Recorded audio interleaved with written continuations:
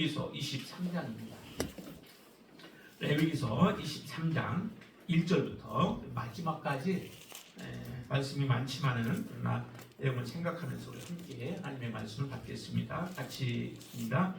여호와께서 모세에게 말씀하여 이르시되 이스라엘 자손에게 말하여 이르라.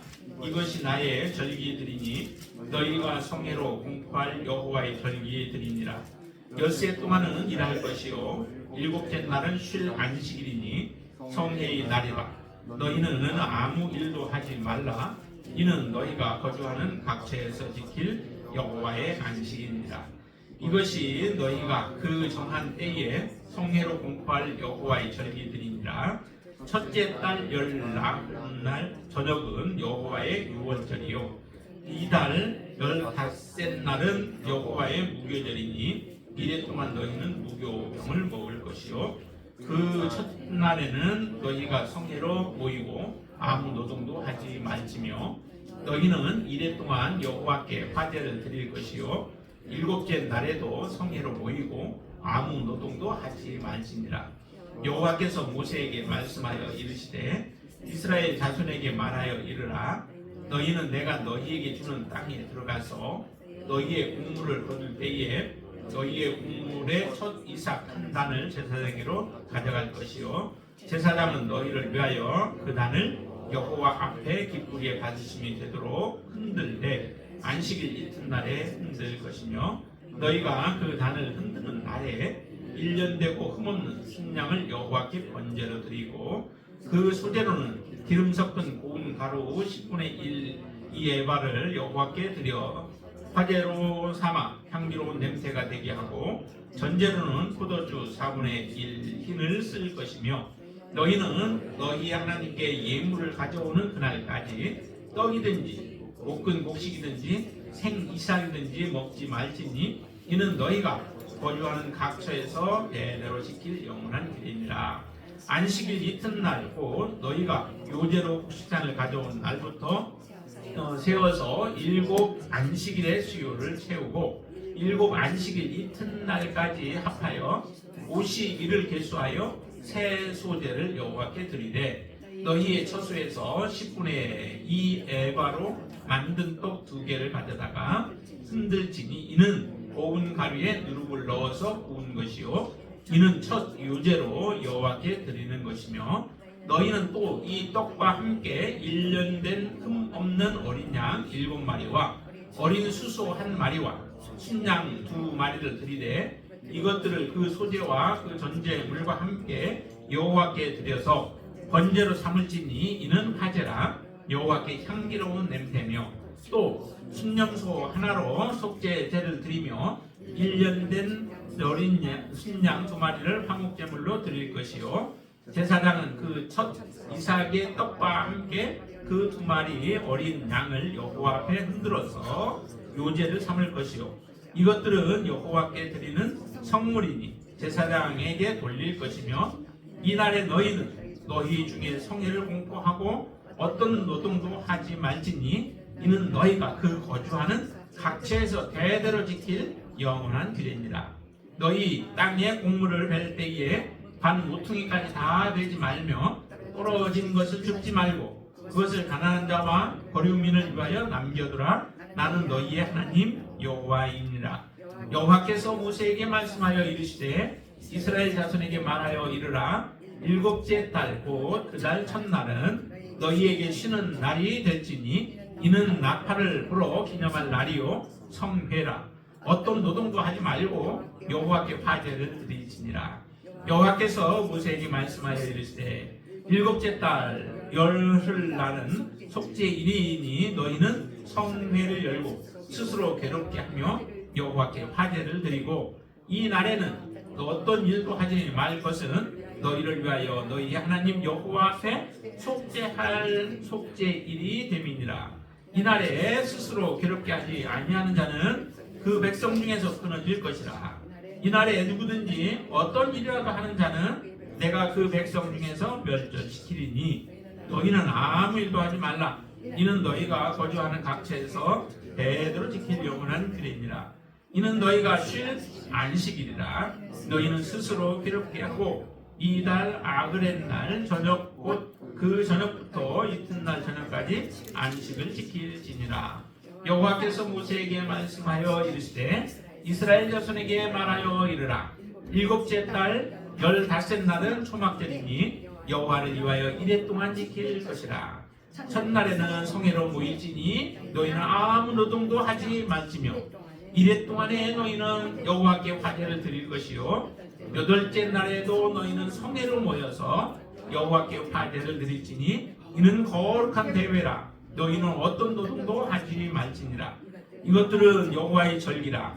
너희는 공포하여 성회를 열고 여호와께 화제를 드릴지니 번제와 소제와 희생제물과 전제를 각각 그날에 드릴지니 이는 여호와의 안식일 외에 너희의 헌물 외에 너희의 모든 서원 제물 외에 또 너희의 모든 자원 제물 외에 너희가 여호와께 드리는 것이니라.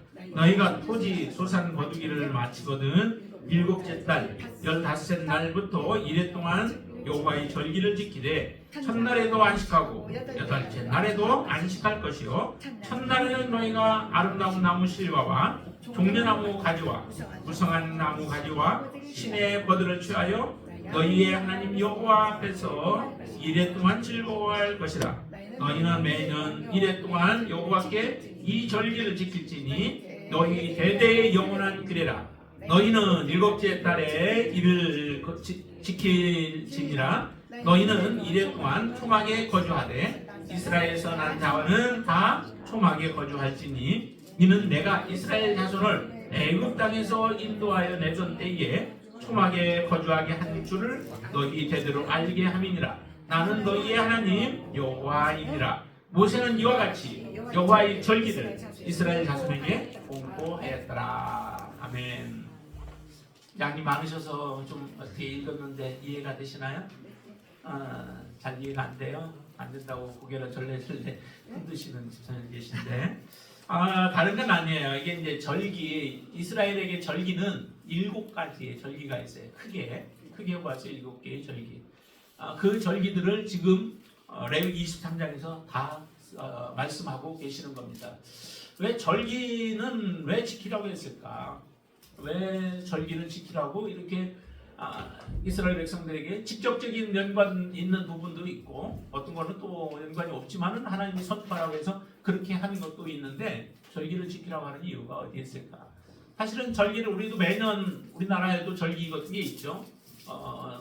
그 음력을 따라서 하는 절기들, 철을 따라서 하는 그런 절기들도 있고 또 우리나라적으로 중요한 날이기 때문에 공포해서 우리가 함께 그날을 즐기면서 때로는 그날을 기념하는 그런 날로 우리가 하는 것도 있죠. 그래서 3.1절이라든지 뭐 광복절이라든지 또 국군날이라든지 등 이와 같은 것들이 있는데 이게 이스라엘 특별히 하나님의 백성들에게도 정말 중요한 날이기 때문에 이 날들을 지금 정말해서 지키라라고 지금 말씀을 하세요. 사실 다음 주에 이 절기를 했으면 더 맞는데 추수감사주일이죠. 추수감사주일에 해당된 게 그럼 오늘 말씀한 것 중에서는 무엇에 해당될까요? 네, 초막절에 해당된 게 우리의 추수감사절과 비슷한 거예요. 근데 우리 기독교인들이 지키고 있는 절기는 크게는 부활절 그리고 크리스마스 또 있다면은 뭐 성령 강림, 뭐 대림절 뭐 이런 것 여러 가지가 있는데 이것과 관련이 없는 부분들도 많이 있어요. 맥주감사절 이런 것가 있는데 관련 없는 것들도 많이 있죠. 사실은 예수 그리스도가 이 땅에 오신 크리스마스가 가장 어떻게 보면 크게 우리가 즐기고 세상 사람들까지도 같이 즐기고 있지만은 성경에서는 예수 그리스도가 이 땅에 오신 것에 대해서 초림한 것에 대한 부분은 사실은 있지 않아요. 그것을 지키라라고는 하지 않습니다.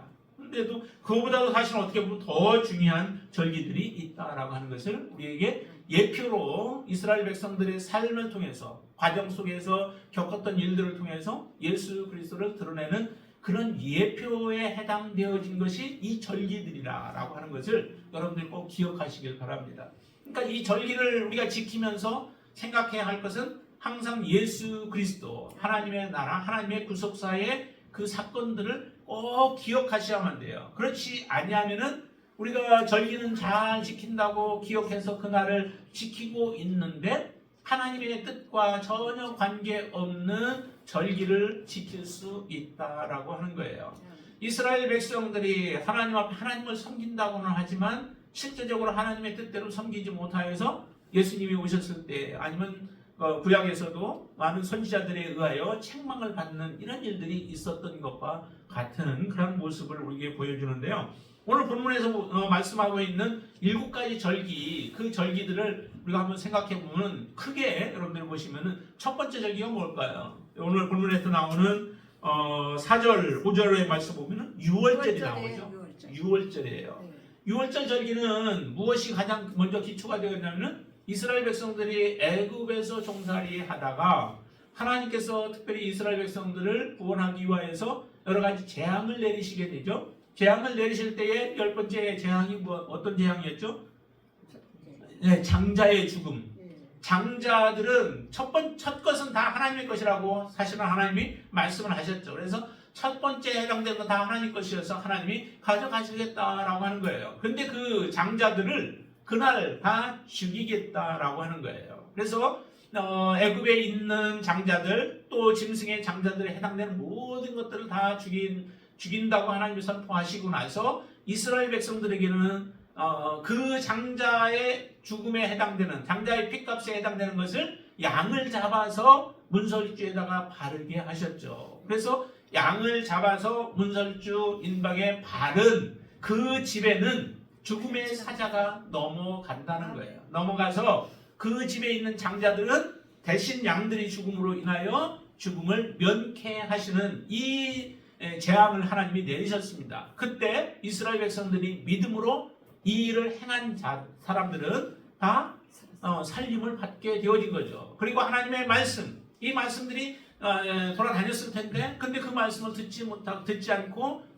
고집을 부리고 자기들 멋대로 했던 모든 장자들은 다 죽임을 당하는 이 일에 있어서 이스라엘이 바로 하나님의 은총을 입게 되어진 거죠. 근데 그 사건은 곧 무엇을 예표하냐면 예수 그리스도께서 이 땅에 오셔서 십자가에서 피를 흘리심으로 말미암아 모든 죄 가운데서 죽어가야 할 자들, 마땅히 죽어야 할 자들을 살리시는 예수 그리스도의 십자가의 대속의 사건을 그대로 예표하고 있는 것이다 라고 하는 것입니다. 그래서 6월절을 지킬 때마다 항상 기억은 누구를 생각해요? 나를 위하여 십자가에 죽으신 그 예수 그리스도. 우리가 예수님을 믿어야 하는 이유가 어디에 있어요? 그 이유도 바로 나를 위하여 예수님이 대신 십자가에 죽으셨기 때문에 그분을 믿으시라라고 하는 거예요. 그것은 왜 내가 그렇게 해야 되느냐? 다른 특별한 것으로 우리가 설명을 하기는 어려워요. 그러나 우리의 모든 것이 하나님의 주권에 달려있고 또 하나님 앞에 우리가 죄를 범한 자들이 죽어야 하는 자들이 하나님의 은혜로 말미암아 예수 그리스도의 은혜로 살림을 받았기에 그 예수 그리스도를 우리가 믿음으로 받아들이는 거예요. 믿는 거예요. 그것을 믿는 자들에게는 하나님 말씀하셨죠. 죽음에서 우리를 구원하시고 우리에게 생명을 허락해 주시는 거예요.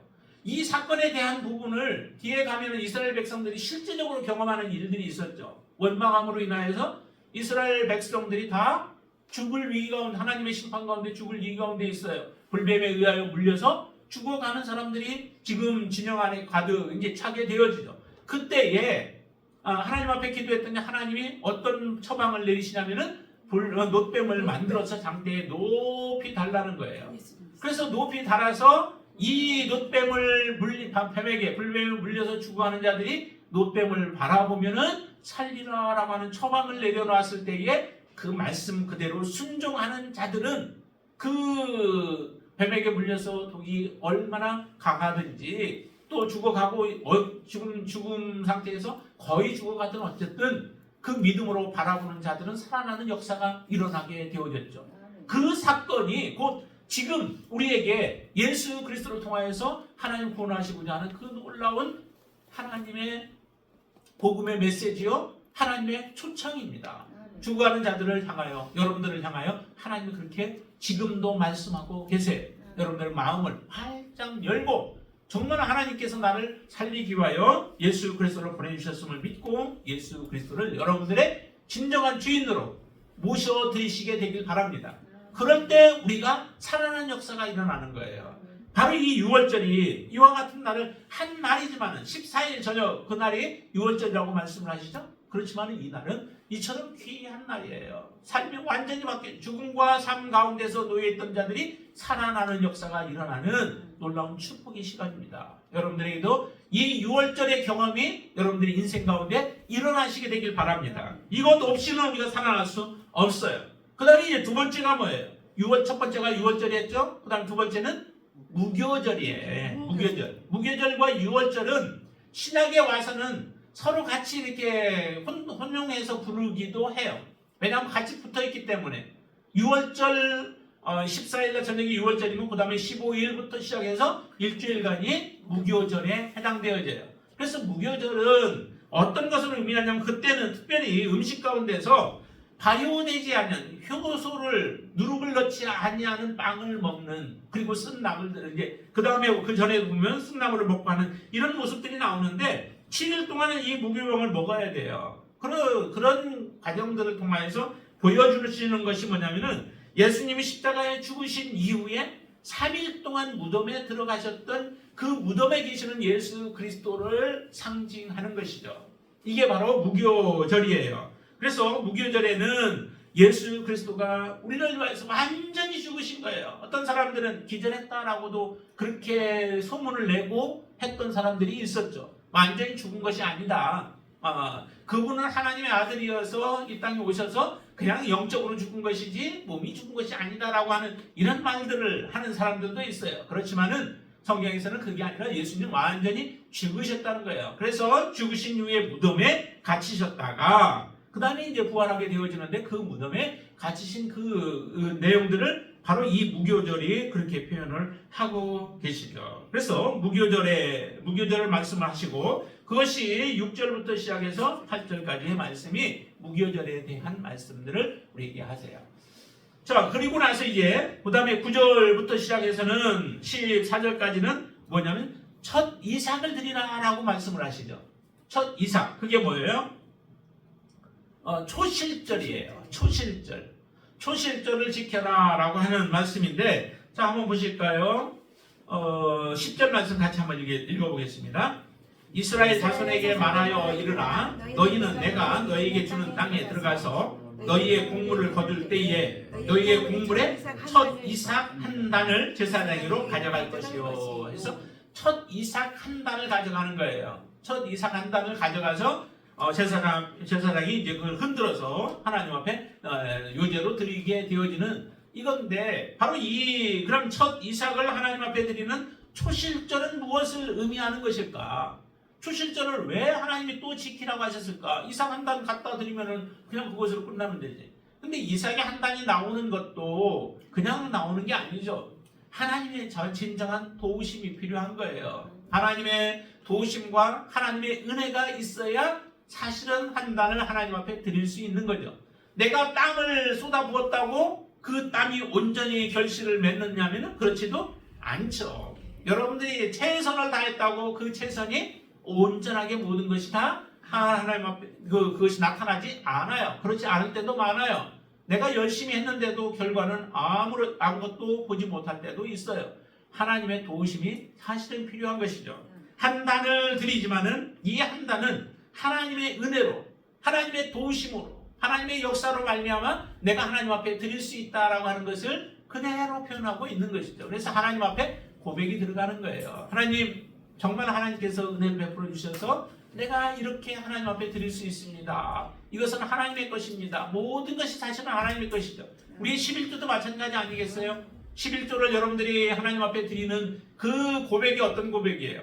내게 지금 주어진 모든 것이 다 하나님의 것입니다 라고 하는 고백이잖아요. 그러니까 하나님의 것 하나님 받으세요 하고 그 중에 10분의 1을 하나님 앞에 드리는 것이 우리의 11조의 고백이에요.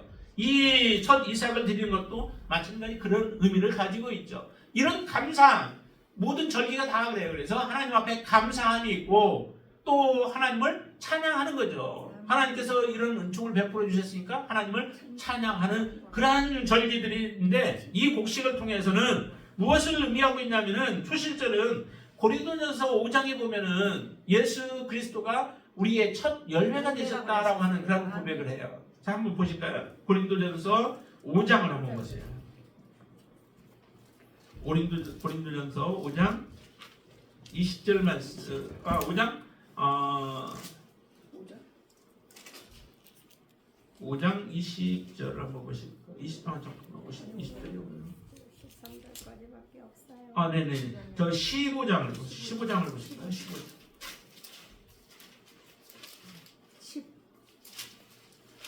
15장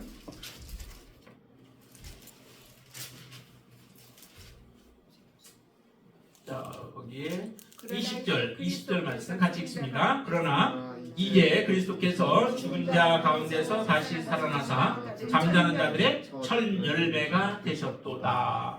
자, 예수님께서 부활하신 것을 지금 이렇게 표현을 하고 계신 거죠. 잠자는 자들의 천 열매가 되셨다. 그러면 예수님이 이제 부활해서 일어나셨을 때 그때를 표현하는데 모든 잠자는 자들, 이제 우리도 예수 믿다가 죽은 사람들도 있잖아요. 그리고 우리도 또 믿다가 죽게 되어지는 경우도 생겨져요. 이러한 모든 예수 믿고 죽은 자들이 예수님이 첫 열매가 되셨으면 그 다음에 모든 사람들도 동일하게 다 같이 이제 나중에는 일어나게 되어질 것이라는 거죠. 예수님이 그것을 우리에게 보여주셨어요. 그래서 이 초실절은 예수 그리스도의 부활을 의미해요. 부활을 상징하는 것입니다. 그래서 초실절을 지키면서 당시에는 몰랐겠죠. 예수님의 부활이라고 하는 것을 잘 몰랐겠죠. 그러나 예수님이 죽고 돌아가시고 나서 다시 살아나신 그것을 통하여서 우리에게 그대로 보여주고 있죠. 그러니까 여기 11절에는 이런 표현을 하고 있어요. 제사장은 너희를 위하여 그 단을 여호와 앞에 기쁘게 받으심이 되도록 흔들되 뭐라고 그래요? 안식일 이튿날에 라고 하는 표현을 해요. 안식일 이튿날이면 언제예요? 안식일 이튿날이 지금으로 본다면 우리 주일이에요. 주일날이에요. 안식일 이튿날에 예수님이 부활하셨잖아요. 안식 후 첫날 예수님이 부활하셨죠? 그 말을 그대로 표현하고 있어요. 그래서 이와 같은 표현들이 그대로 성취가 되어져서 예수 그리스도가 부활하신 것을 상징하는 것이 바로 이 초실절이다라고 하는 것입니다. 기억하시길 바랍니다. 예수님의 부활입니다. 자, 그리고 나서 또 15절부터 말씀하시죠. 15절부터는 무엇을 말씀할까요? 안식일 이튿날 곧 너희가 요제로 곡식단을 가져온 날부터, 이게 초실절 날을 얘기하는 거죠. 그때부터 시작해서 세워서 일곱 안식일은 며칠일까요? 49일이 책치 49가 되죠. 수요를 채우고 그 다음에 일곱 안식일 이튿날까지 세워서 다음 날까지 세워서 그러면 며칠이 돼요? 50일이 되겠죠. 그래서 50일이 되는 그날에 절기를 또 지키라라고 하는 거예요. 왜 이 날을 꼭 세워가지고 이 50일이 된 이후에 절기를 지켜야 하는가? 그 의미를 이제 우리는 찾게 되어지죠. 그 의미가 뭘까요? 50일이라고 해서 오순절이라고도 표현해요. 50일째 되는 날에 너희가 하나님 앞에 절기를 지켜라 해서 오순절이라고도 하고, 이 오순절 날에는 무엇을 해요? 또 거기에 보면은 곡식들을 가져다가 하나님 앞에 드리게 되어지죠. 초실절은 첫 열매, 제일 먼저 익는 것을 하나님 앞에 드리는 것이고, 그 다음에 이 오순절, 그날을 다시 다른 말로 표현할 때는 맥추절이라고도 얘기를 해요. 맥추절. 그렇죠? 그러면 칠칠절이라고 해요. 일곱 안식이라고 해서 칠칠절이라고도 하는 그런 표현을 쓰는데요. 같은 말들이에요. 그때에는 바로 하나님 앞에 절기를 드려라 라고 하는데, 이때에 어떤 일이 일어났을까요? 실제적으로 예수님께서 부활하신 이후에 며칠 동안을 땅에 계셨죠? 3일. 아니요.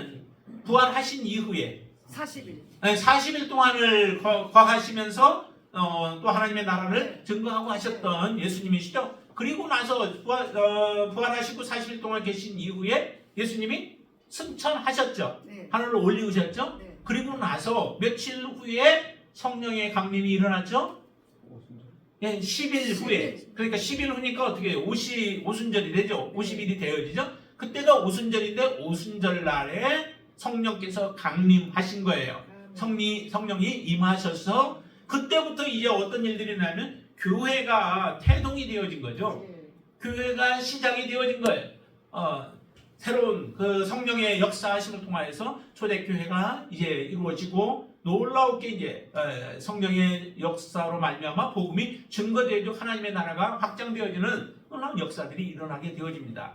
그러기에 이 오순절이라고 하는 이 오순절날 아니면 77절 맥주절은 곧 성령 강림을 통하여서 교회가 태동되어진 것을 의미해요. 예수 그리스도의 교회가 바로 이제 생겨지게 되어진 거죠. 그것을 기념하는 것이 바로 이 오순절입니다. 정말로 하나님의 놀라운 역사들 아니에요. 성령께서 함께 하시고 교회와 함께 하시면서 교회가 이제 더욱더 하나님의 일을 위하여 또 은혜를 증거하는 그런 예수 그리스도의 인정한 제자들로서의 그 역할들을 감당하는 일을 바로 이 오순절에 이루어집니다. 그것을 기념하도록 하나님은 말씀하셨고 여기까지 보면은 다 이 일들이 이루어져 성취가 되어졌어요. 하나님의 구속의 사역들이 성취가 되어졌다는 거죠. 이제 그러면은 아직 남은 게 몇 개 더 남았죠? 아까 우리가 처음에 6월절, 그 다음에 두 번째가 무교절, 그 다음에 초신절, 그 다음에 또 하나가 오순절. 이렇게 해서 지금 4개가 이루어졌죠. 그 다음에 나머지가 뭐냐면 3개 더 남았는데 그게 하나는 나팔절하고 그 다음에 속죄일, 그리고 또 하나가 초막절. 초막절. 요 3가지가 남아있어요. 근데 이 3가지는 아직 예수 그리스도를 통하여서 성취되어지지 아니한 것들이에요. 앞으로 이제 이 3가지의 절기들이 그대로 성취되어질 거예요. 하나님은 성취되어질 것들을 우리 앞에 이렇게 미리 구약의 말씀들을 통하여서 우리에게 주셨고 그 말씀들이 하나하나 성취되어지는 모습, 그것도 이제 시기적으로 그냥 쭉 다 연결되어져서 이제 일어나게 되어지죠. 그런데 그 다음에 나오는 것이 그래서 22절부터가 나팔절에 해당되어지는 거예요. 나팔절. 22절과 23절, 24절, 25절까지로 보면 더 좋겠네요. 23절부터 25절까지 보면은 거기에 나팔절에 대해서 말씀하는 24절 말씀 같이 읽겠습니다. 24절. 이스라엘 자손에게 말하여 이르라. 7째 달 곧 그 달 첫날은 너희에게 쉬는 날이 될지니 이는 나팔을 불어 기념할 날이요 성회라 라고 그래요. 왜 이 날에 나팔을 불라고 했을까? 7째 달 곧 그 달 첫날인데, 그런데 이게 우리나라로 본다면은 음력으로 본다면 음력 설과도 같은 날이에요. 그러니까 그 날을 유대인 역으로 본다면은 이 달을 이게 첫날로 보는 거예요. 유대인들에게는. 그래서 첫날에 나팔을 불라라고 하는 의미로 지금 나팔절을 말씀하시는 거죠. 실제적으로 7월 달쯤 되지만은 그러나 이 달이 곧 나팔절에 해당되어지는 것이라는 거죠. 그래서 나팔을 불게 되어지는데 이 나팔을 불면서 노동하지 말고 성례로 지키라라고 말씀하세요. 이것이 굉장히 중요하다는 거죠. 계속 이 절기들이 중요하다라고 하시면서 그렇게 말씀하세요. 그런데 이게 그럼 무엇 때문에 이렇게 중요할까요? 이 나팔절이. 나팔절은 곧 예수 그리스도께서 다시 재림하는 그 날이 이 나팔절에 이루어진다라고 하는 겁니다. 나팔절 날. 그러니까 데살로니가전서도 한번 보면은 보실까요? 4장 16절. 네, 데살로니가전서 우리 집사님 말씀에서 4장 16절을 보세요. 축제사. 잠깐 같이 찾고 같이 읽어보죠.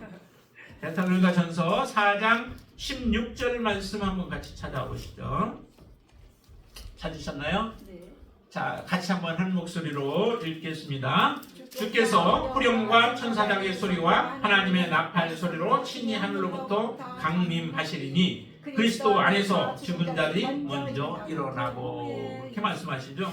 하나님 주님이 강림하실 때에 천사장의 소리 그리고 하나님의 나팔 소리와 함께 강림하신다라고 하는 겁니다. 그래서 그날을 첫날을 나팔을 불면서 하루 종일 나팔을 불면서 이스라엘 백성들에게 어떻게 보면 주님의 강림하심에 대해서 소망하도록 그렇게 깨우는 거죠. 그러나 실제 유대인들은 아직 이 날에 대한 온전한 의미를 제대로 깨닫지 못하면서 나팔절을 지금 지키고 있어요.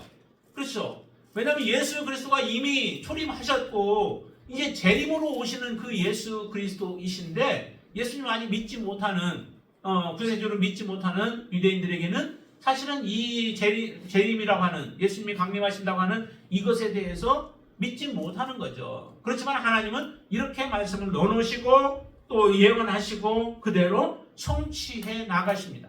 하나님의 시계는 계속해서 진행해 가고 있어요. 믿든 믿지 않든 하나님의 시계는 그대로 진행되어지면서 하나님의 구속의 역사를 이루어 가시는 것이죠. 하나님의 뜻에 불순종하며 그 받아들이지 못하는 그 사람들에게는 하나님의 진노가 기다리고 있는 것이죠. 그렇지만은 하나님의 뜻 그대로 이루어질 것을 믿고 순종하는 사람들에게는 하나님의 놀라운 구원의 날이 이루어지게 되어질 것입니다. 이 세 가지 일들은 사실은 그렇게 길게 이루어지지 않아요. 앞에 거 세 가지가 이루어졌듯이 뒤에 세 가지 일들은 이제 많은 시간들이 필요한 것이 사실은 아니에요. 하나님께서 그 속히 이제 일들을 이루어 가시는 거죠. 그래서 예수님의 예수님의 강림을 또 재림하시는 그 모습을 이 나팔절에 이루어질 것이고요. 자, 그 다음에 또 하나 말씀하시는데요. 26절부터 32절 말씀까지 말씀에서는 무엇일까요? 그러면 이제 바로 속죄일에 해당되어지는 거예요. 속죄일. 이 속죄일은 이스라엘 백성들에게 있어서 굉장히 중요한 날이었죠. 대제사장도 이 날을 준비하는 데 있어서 정말로 신중하게 준비를 해야만 해요. 왜냐하면 이스라엘의 1년의 모든 죄들을 용서해 주시는 그 시간이 이 속죄일을 통하여서 이루어지거든요. 하나님 만약에 이 속죄일에 속죄할 대제사장이 없든지 하나님께서 대제사장에 들어갔는데도 하나님이 그것을 받지 아니하시면 이스라엘 백성들은 1년 그 모든 죄들이 그대로 존재하게 되어지죠. 그렇기 때문에 이 속죄는 굉장히 중요한 거예요. 그래서 이 속죄를 준비하는데 만반의 준비를 다 하고 거기에 잘못된 것이 없이 죄가 없도록 하기 위해서 최선을 다하는 그런 삶을 살게 되어지죠. 어떻게까지 하느냐? 거기 보세요. 거기에 보면은 성회를 열고 이렇게 하는데 29절 보세요. 29절 이날에 스스로 괴롭게 하지 아니하는 자는 그 백성 중에서 끊어질 것이다 라고 얘기해요. 괴롭게 하는 것은 뭐예요? 스스로 금식한다는 거죠. 우리 죄 때문에 죄가 있는 하나님의 자녀들, 그 자녀들이 죄로 인하여서 정말로 고통당하고 있는 그 모습, 그것 때문에 괴로워하는 그 모습들을 그대로 보여주는 거예요. 그래서 금식하면서 하나님 앞에 용서를 구하는 그 날이 바로 이 속죄일인 것이죠. 대제사장만 혼자 그러는 것이 아니라 모든 백성들이 하나님의 긍휼을 구하며 하나님의 자비를 구하며 나의 죄들을 하나님 앞에 회개하고 그리고 그들이 즐거워하는 오락들이는 이 모든 것들을 끊어버리고 하나님 앞에 온전한 모습으로 서는 그 날이 바로 이 속죄일인 거예요. 그 속죄를 통하여서 이스라엘 백성들이 완전한 죄 사함을 받는 그런 놀라운 기쁨의 시간이 되어지죠. 여러분들이 죄가 있어서 죄 때문에 정말 고민하고 고통하고 괴로워했던 사람들은 그 죄가 용서함을 받으면 얼마나 기뻐요. 우리 그 총회에서도 보면은 정말로 그 선거를 한 번씩 치르고 나면은 그 선거 때문에 서로 막 고발 고소하는 일들이 생기잖아요. 그리고 그것으로 인해서 법원에 왔다 갔다 해야 되고 신경 써야 되고 답변해야 되고 또 아니면은 그 변호사들을 사면은 변호사들 그 비용이 또 얼마나 비싸요. 많이 나가잖아요. 이런 것들로 인해서 매일 그냥 1년 내내 고생하고 괴롭고 힘들었던 사람들이 어느 날 그 고소했던 것을 다 취하해 준다라고 하는 소리를 들으면 얼마나 기쁘겠어요. 그렇죠? 정말 날아갈 것 같지 않겠어요? 네, 여러분들이 정말 죄 때문에 고민하고 고통하고 괴로워하셨습니까? 여러분들이 만약에 그런 고통이 여러분들의 마음을 짓누르고 그래서 사도 바울과 같이 정말 이 사망의 몸에서 누가 나를 건져내랴라고 하는 통곡을 하며 하나님 앞에 부르짖었다면은 하나님께서 베풀어 주시는 이 속죄일의 그 은총을 우리는 잊을 수 없는 거죠. 모두가 이 하나님 앞에 서 있는 모든 사람들이 사실은 이런 은혜 가운데 서 있는 사람들이에요. 내가 죄 때문에 나는 하나님 앞에 정말 용서받을 수 없는 자리였는데 내가 그 큰 하나님의 은혜로 말미암아 용서함을 받아서 하나님 앞에 나와서 하나님을 부를 수 있다고 하는 것이 여러분들에게는 정말 감격이어야 되는 거죠. 그런 감격을 맛볼 수 있는 게 바로 이 속죄일인 거예요. 그런데 이 속죄일은 아직도 이루어지지 않았다는 거예요. 뭐가 이루어지지 않았을까요? 우리의 몸에 온전한 구속이 아직 이루어지지 않았다는 거예요. 근데 그 온전한 구속이 언제 이루어질까요? 예수 그리스도가 이 땅에 오실 때 우리의 몸이 썩을 몸들이 썩지 아니할 몸으로 입게 되어질 때에 손으로 지은 집, 장막집이 무너져 버리고 이제 손으로 짓지 아니한 집이 우리에게 주어질 그때에 하나님께서 이와 같은 완전한 우리의 구속을 하나님이 허락해 주신다라고 하는 거예요. 그 구속의 날이 바로 이 속죄일인 거예요. 그러니까 이 날을 어떻게 해요? 우리가 기억하고 기념하고 감사하고 하나님 앞에 영광을 돌리는 그 날이 되어야 하죠. 이 날은 바로 주님이 이 땅에 오실 때에 그 날은 반드시 이루어질 것입니다. 여러분들이 믿음으로 살아가신다면, 흔들림이 없이 주님을 바라보며 살아가시게 되면 여러분들은 바로 이 완전한 속죄가 이루어지는 그 날을 여러분들이 경험케 되어질 것이고 그 날을 소망하면서 여러분들이 살아가시게 되길 바랍니다. 그 날을 반드시 여러분들이 주실 거예요. 그러나 우리가 정말 믿음에서 떠나서 하나님 앞에 서지 못한다면 이 날은 우리에게 오히려 하나님 앞에 심판의 날이 되어지겠죠. 여러분들에게는 그런 일이 없게 되길 바랍니다. 자, 그리고 마지막에 이제 보시면 33절부터 마지막까지 44절은 무엇을 얘기하고 있을까요? 예, 초막절이에요. 이 초막절을 다른 말로 이렇게 바꿔서 또 얘기도 하죠. 네, 장막절이라고 돼요. 장막절. 그 장막절은 뭐 때문에 장막이라고 하고 장막에 들어간다라고 하는 거예요. 초막을 지어놓고 초막에 들어가서 그것은 이스라엘 백성들이 실은 그 광야의 삶을 살아갈 때 텐트를 치고 그곳에서 삶을 살았던 거죠. 그래서 그때의 모습도 되새기면서 그때 하나님의 도우심과 하나님의 은혜, 하나님의 돌보심 이런 것이 있었기 때문에 그 광야 가운데서도 이스라엘이 죽지 않고 40년 동안을 지내면서 명맥을 이어서 가나안 땅에 들어갈 수 있었던 놀라운 하나님의 은총의 그 시간들이었죠. 그렇죠? 그래서 하나님만을 바라봤던 거예요. 하나님만을 바라볼 수밖에 없었죠. 가다가 또 불평해도 또 하나님 바라봐야 되고 또 원망해도 또 하나님 바라봐야 되고 하면서 이런 일들이 계속 반복이 되어졌지만 그 시간에 하나님의 도우심이 있었던 그 시간들이 바로 이 초막절의 시간이에요. 그래서 초막절을 지키면서 밭에나 아니면 지금은 뭐 이제 베란다나 뭐 이런 데다가 짓고서 또 지낸다고도 해요. 그렇게 하는데 이 초막절을 일주일간 지내면서 그들은 하나님의 그 은혜를 다시 한번 생각하면서 감사하는 거죠. 여러분들 날마다 하나님의 은혜를 생각하시면서 감사하시나요? 하나님이 여러분들을 돌보신 것을 생각하시면서 하나님을 찬양하고 하나님을 높여드리나요? 그런 삶으로 우리가 살아간다면 정말 그리스도인들의 삶이 세상 사람들과 구별된 모습으로 또 그들에게 갈증을 일으킬 수 있는 이 삶이 되어질 거예요. 근데 다 잃어버렸어요. 잃어버리고 살아가기 때문에 세상 사람과 똑같은 모습으로 살아가는 혹시 여러분들의 모습은 아닌지를 다시 한번 보시게 되길 바랍니다.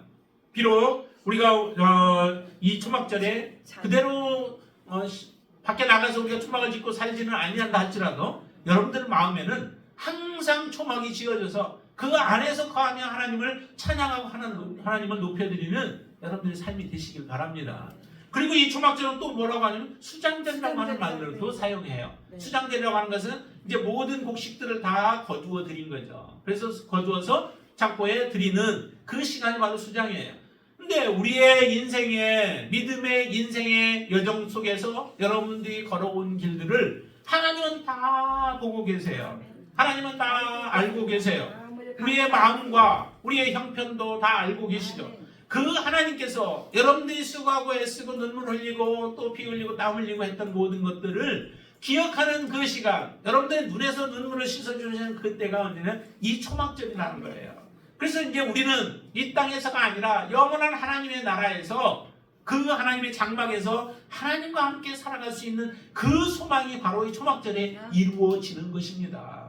그래서 초막절에는 첫째 날도 성회로 마지막 날도 성회로 모이라라고 해요. 이제 더 이상 아픔과 고통들이 없이 더 이상 죄가 우리를 주장하지 못하는 그러한 날들이 이제 완성이 되어지는 그 날이 바로 이 초막절인 거예요. 초막절이 얼마나 그래서 축복스러운 날이에요. 그래서 이 초막절에는 매일 하나님 앞에 제물을 가지고 나아가서 드리는데 또 표현은 이렇게 말씀을 하시죠. 자, 거기에 보면은 36절 말씀 보실까요? 36절. 앞에 37절에서는 아니 37절 한번 보시죠. 31절. 이것들은 여호와의 절기라 너희는 공고하여 성회를 열고 여호와께 화제를 드릴지니 번제와 소제와 희생제물과 전제를 각각 그날에 드릴지니 여러 가지 제사를 드리라고 했죠. 그런데 38절 이는 여호와의 안식일 외에 너희의 헌물 외에 너희의 모든 서원 제물 외에 또 너희의 모든 자원 제물 외에 너희가 여호와께 드릴 것이니라. 그래서 다른 드려지는 것들 외에 덤으로 더 드려지는 것을 얘기를 하는 거죠. 그렇게 드리도록 놀랍게 하나님 앞에 모든 마음을 다 쏟아서 하나님 앞에 드려지는 그런 제물들을 드리게 되어지죠. 이렇게 하나님 앞에 온전한 제사를 드리는데 그게 바로 축복의 날이고 또 우리가 그렇게 소망하고 기대했던 하나님의 나라에 들어가는 그 날이 바로 이 장막절, 초막절이에요. 이런 날이 여러분들에게는 준비되어져 있는 줄로 믿습니다. 믿음으로 살아가는 자들에게 예수 그리스도가 여러분들의 진정한 주인이어서 그분의 말씀대로 여러분들이 순종하고 살아가는 여러분들의 인생 가운데 이게 준비되어져 있는 겁니다. 그런데 이거 아직 이루어지지 않았습니다. 세 가지 절기는 아직 성취가 되지 않았지만은 그러나 곧 이루어질 거예요. 우리 인류의 지금 역사가 얼마 정도가 되나요? 한 6천년이 조금 더 넘었다라고 이렇게 얘기를 하죠. 그러면은 만약에 그 하나님께서 창조도 7일에 완성을 하셨죠. 그게 뭐 7일이 우리의 그냥 7일과 똑같은 그거는 아니라 하더라도 7일을 거쳐서 완성이 되어졌다라고 하면은 지금 6일까지는 이루어진 거예요. 다 이루어져서 이제 마지막 안식할 날만 남아 있는 것과 같이 우리의 안식도 멀지 않았다라고 하는 것 여러분들이 좀 마음에 두시고 이제 우리도 긴박하게 또 좀 더 긴장감을 가지고 하나님을 섬기는 믿음의 삶이 필요해요. 세상 사람들조차도 지금 마지막 때라고 지금 얘기하고 있는데 그리스도인들은 오히려 더 해이해진 모습으로 살아가는 경우들을 많이 봐요. 이제 우리도 얼마 남지 않았다. 하나님 앞에 갈 날도 얼마 남지 않았고 세상 사람들로부터 조롱받아야 할 날들도 얼마 남지 않았음을 여러분들이 직감하시고 더욱더 믿음의 견고한 가운데 서서 주님을 섬기고 믿음으로 살아가시는 여러분들의 삶이 되시길 바랍니다. 특별히 절기들, 우리가 이 성경에 나와 있는 절기들을 다 지키지 않는다 할지라도 오늘 이 말씀 기억하시면서 절기들을 여러분들은 마음속에 품고 그 절기들을 사모하며 그 절기들을 지켜나가는 여러분들의 삶이 되시길 바랍니다. 그래서 하나님의 놀라운 은혜에 함께 우리 모든 지체들이 함께 주님의 나라에서 함께 즐거운 가운데 살아갈 수 있는 놀라운 축복이 이루어질 수 있게 되기를 주님의 이름으로 축원을 드립니다. 기도하겠습니다.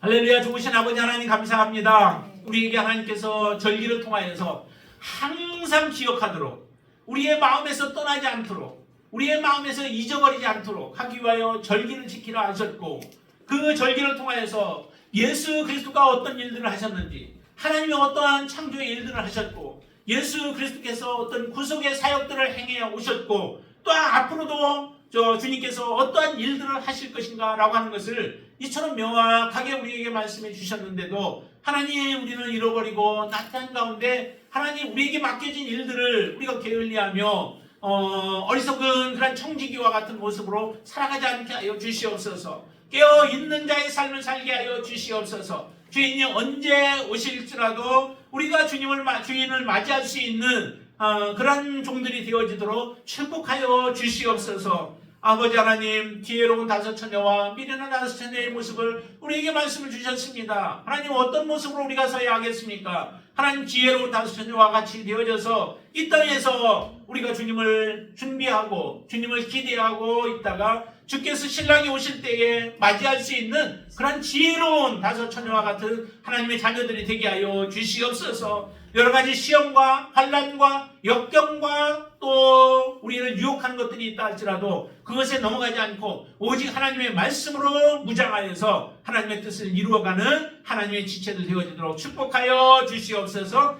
예수님의 이름으로 간절히 기도드리옵나이다. 아멘. 찬양하겠습니다.